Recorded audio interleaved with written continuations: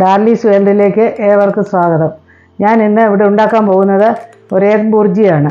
അത് വളരെ എളുപ്പമാണ് ഉണ്ടാക്കാൻ, വളരെ രുചികരവുമാണ്. അതിനുവേണ്ടി സാധനങ്ങൾ എന്തൊക്കെയാണെന്ന് നമുക്കൊന്ന് നോക്കാം.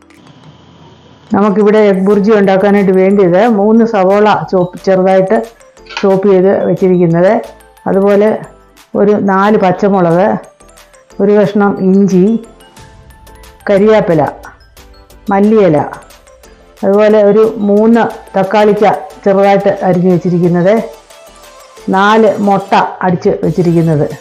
അതിന് പിന്നെ വേണ്ടത് ഉപ്പ്, വെളിച്ചെണ്ണ.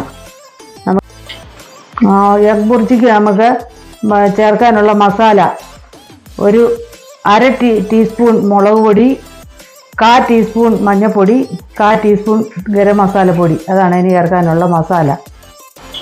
ഇനി കടായി വെച്ചു, 2 സ്പൂൺ എണ്ണ ഒഴിച്ച് ചൂടായിട്ടുണ്ട്. നമുക്കിനി ഈ സവാള അങ്ങോട്ടിടാം.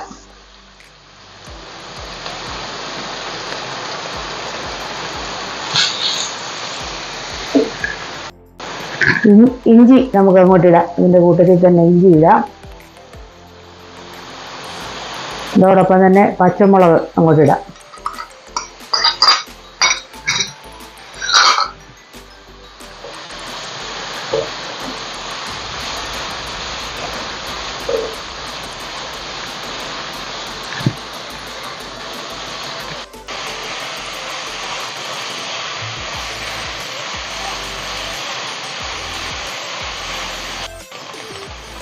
ഉള്ളി വഴന്ന് തുടങ്ങിയിട്ടുണ്ട്. ഒത്തിരി ബ്രൗൺ കളർ ആകണ്ട. ഇനി നമുക്ക് കരിയാപ്പില അങ്ങോട്ടിടാം. അതിനോടൊപ്പം തന്നെ തക്കാളിക്കായി നമുക്ക് അങ്ങോട്ടിടാം.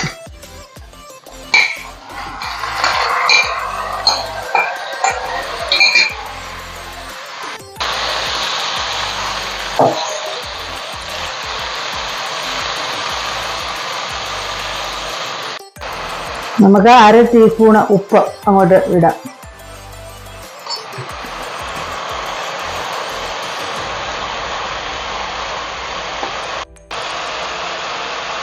നമുക്ക് ഇനി ഇതിലൂടെ ഒരു 1/4 ടീസ്പൂൺ മഞ്ഞൾപ്പൊടി ഇടാം.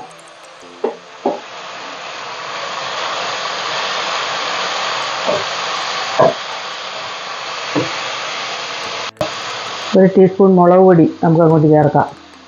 അതിൻ്റെ കൂടെ തന്നെ ഒരു 1/4 ടീസ്പൂൺ ഗരം മസാലപ്പൊടി ചേർക്കാം.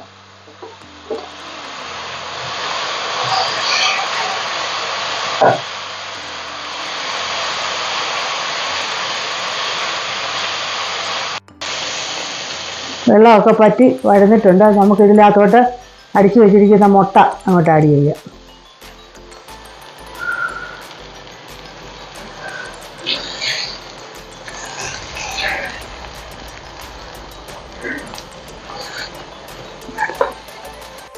ഇനി നമുക്ക് അല്പം മല്ലിയില അങ്ങോട്ടിടാം. ചോപ്പ് ചെയ്ത് വെച്ചിരിക്കുന്ന മല്ലിയില.